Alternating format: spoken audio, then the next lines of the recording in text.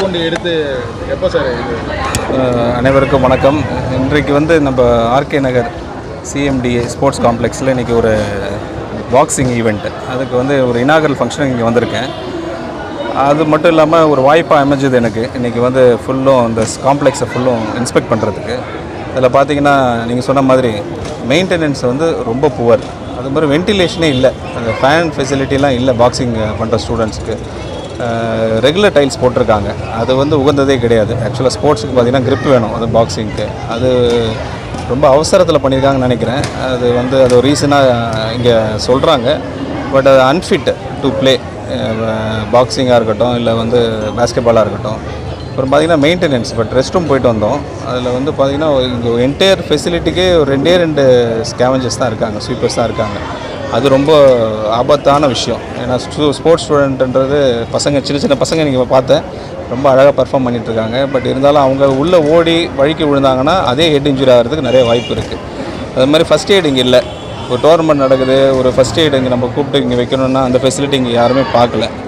So அது வந்து நம்ம ஸ்போர்ட்ஸ் மினிஸ்டர் அவர்களுக்கு கண்டிப்பாக வரப்போகிற நாட்களில் இன்ஸ்பெக்ட் பண்ணுற மாதிரி ஒரு வாய்ப்பை நான் க்ரியேட் பண்ணி கொடுப்பேன். அவங்க வந்து இங்கே விசிட் பண்ணாங்கன்னா உண்மையான சுச்சுவேஷனை அவங்க புரிஞ்சுப்பாங்க, அதுக்கு வேண்டிய நடவடிக்கைகள் எடுப்பாங்க நம்புகிறேன். அது மட்டும் இல்லாமல் ஸ்போர்ட்ஸ் மூலமாக தான் வந்து இன்றைக்கி ஒரு பெரிய மாற்றத்தை கொண்டு வரணும்னு நம்புகிறாங்க.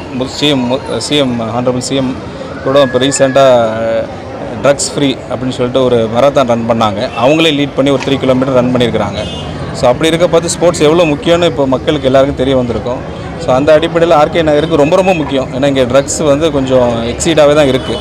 ஸோ அது வந்து நம்மளோட டீம் ஆஃப் எஸ்டிஐடி அஃபிஷியல்ஸ் இங்கே மீட் பண்ணேன், பாக்ஸிங் அசோசியேஷனுக்கு மெம்பர்ஸை மீட் பண்ணேன். அவங்களையும் எம்ஃபசைஸ் பண்ணியிருக்கேன்.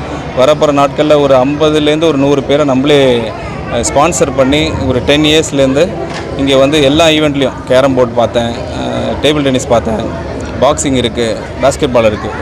ஒரு 50 கேர்ள்ஸ் 50 பாய்ஸ் ஒரு 10 இயர்ஸ்லேருந்து நம்மளே ஸ்பான்சர் பண்ணி ஒரு நெக்ஸ்ட் 5 இயர்ஸுக்கு அவங்களுக்கு ட்ரைனிங் கொடுக்கலான்னு முடிவு எடுத்திருக்கேன். அது கண்டிப்பாக நடைமுறைப்படுத்தும் சார். பெரும்பாலும் பார்த்தீங்கன்னா கேரம் போட்டியில் உலக சாதனை படைஞ்சவங்க எல்லாம் ஆர்கே நகரில் தான் இருக்காங்க. அதே மாதிரி பின்தங்கிய போதை வஸ்துகள் பயன்படுத்துகிறோம், அவங்கள வந்து இதிலேருந்து மீண்டு வர்றதுக்கு இப்போ நீங்கள் எதனா ஒரு குழு மாதிரி அமைச்சு செய்யலாமே சார்? இல்லை, கரெக்டான பாயிண்ட் நீங்கள் கேட்டிங்க. இது வந்து ஒரு பொட்டென்ஷியலான ஏரியா. இந்த ஆர்கே நகர்ன்றது பாக்ஸிங் மட்டும் இல்லை, கேரம் போர்டு எல்லாத்துலேயும் பொட்டென்ஷியல் இருக்குது. அது காலப்போக்கத்தில் அப்படியே அது அவங்கள வந்து என்கரேஜே பண்ணல.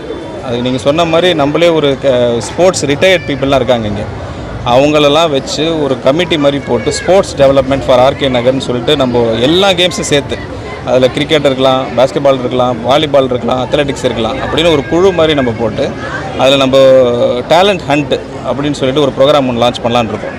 ஆர்கே நகர் டேலண்ட் ஹண்ட் ப்ரோக்ராம்னு சொல்லிட்டு அவங்க அந்த கமிட்டி போய் எல்லா ஸ்கூல்லேயும் எந்தெந்த ஸ்டூடெண்ட்ஸு நல்ல டிசர்விங்காக இருப்பாங்க, இன்ட்ரெஸ்ட்டாக இருப்பாங்கன்னு சொல்லிட்டு அந்த குழந்தைங்களை கூப்பிட்டு நம்ம ஒரு நெக்ஸ்ட் 5 இயருக்கு ஒரு ப்ரோக்ராம் போடலான்னு இருக்கோம். அது மூலமாக ஒரு எக்ஸாம்பிளாக செட் பண்ணலான்னு இருக்கோம் வரப்போகிற நாட்கள். மாணிக்கம் தாகூர் இன்றைக்கி வந்து தமிழக காங்கிரஸ் தலைவராக பொறுப்பேற்றார் ராகுல் காந்தி மூலமாக. வாழ்த்து.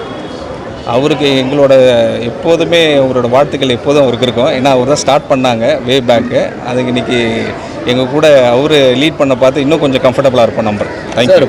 திமுகவில் வந்து மதிமுக விலகி இருக்காங்க, அவங்க தாவைக்கால இணையர் தான் ஒரு பேச்சு அடிப்படுது. நான் அதான் ஏற்கனவே நான் சொல்லிட்டேன், all road leads to Rome. அது மாதிரி ஒரு இருக்குது, ஆல் ரோட் லீட்ஸ் டு டிவிக்கே தான் வரப்போ. வவுசி நகர் பகுதியில் வந்து பார்த்தீங்கன்னா முன்னாடி அமைச்சர் வந்து சொல்லியிருந்தாரு அந்த மாதிரி ஜாதி கேட்கலாம் சார். அது மிஸ் அண்டர்ஸ்டுட் பண்ணிட்டாங்க. அது வந்து ராஜ்மோகன் சார் ஆல்ரெடி இன்ஃபார்ம் பண்ணிட்டாங்க. அது தவறாக புரிஞ்சுட்டாங்க. ஜாதியுடைய அடையாளம் சொல்லும்போது அது எல்லாருமே தவறாக புரிஞ்சுருக்கு. அதை தெளிவாக சொன்னால் நல்லா இருக்கும் மக்கள். இல்லை, அவங்க தெளிவுபடுத்திடுவாங்க. வரப்போகிற நாட்களில் வந்து அமைச்சர் அவர்களே நல்லா கிளியர் எக்ஸ்பிளனேஷன் கொடுத்துருவாங்க. ஆர்கே நகர் விளையாட்டு மைதானத்தில் பார்த்தீங்கன்னா இங்கே ஆர்கே நகர் தொகுதி மட்டும் தான் நீங்கள் ஸ்போர்ட்ஸுக்கு முன்னுரிமை கொடுப்பீங்களா? பக்கத்தில் ராயபுரம் இருக்குது, அப்புறம் இந்த பக்கம் திருவொற்றியூர் இருக்குது. இந்த சுற்று வட்டாரத்தில் பார்த்தீங்கன்னா ஸ்போர்ட்ஸ்லேருந்து நிறைய பேர் இருக்காங்க, அவங்களுக்கெல்லாம் இங்கே ஏதாவது முன்னுரிமை தருவீங்களா? எல்லாம் நம்ம மக்கள், யார் வேணால் வரலாம் இங்கே. என்ன கேட்குறேன்னா, அங்கேருந்து இங்கே இவ்வளோ தூரத்துக்கு வந்து அவங்களுக்கு வந்து கைட் பண்ணி இங்கே இது பண்ணணும் இல்லைங்களா?